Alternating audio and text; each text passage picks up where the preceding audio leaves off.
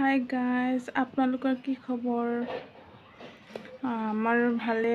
আজি আপোনালোকক ভাল খবৰ এটা দিবলৈ ওলাইছোঁ। আজি হাই ছেকেণ্ডেৰী পৰীক্ষাৰ ৰিজাল্ট দিছে। ৰিজাল্টত আমাৰ একেবাৰে সৰু ভণ্টিজনী পৰীক্ষা দিছিলে।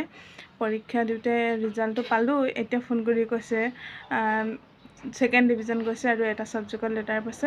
আপোনালোকৰ কোনে কোনে হাই ছেকেণ্ডেৰী পৰীক্ষাৰ ৰিজাল্ট দিছিলে কমেণ্ট কৰি ক'বচোন। আৰু ৰিজাল্টবিলাক কিমান ডিভিজন ধৰি পাছ কৰিছে এইটোও ক'ব। আৰু ঘৰত থকা হ'লে পাৰ্টি চাৰ্টি তেনেকৈ যোগাৰ চোগাৰ কৰিলে হয়। পাপাহঁতে কৰিছে, ইতিমধ্যে যোগাৰ চোগাৰ কৰিছে, কিন্তু মইতো দেখুৱাব নোৱাৰোঁ, ঘৰততো নাই মই। নহ'লে ঘৰত থকা হ'লে আপোনালোককো দেখাব পাৰিলোঁ হয়। আৰু ভণ্টিজনী মই স্ক্ৰীণত ফটোটো দি দিম। আৰু কোনজনী ভণ্টিয়ে মানে হাই ছেকেণ্ডেৰী পৰীক্ষা দিছিলে সেইজনী চাই ল'ব।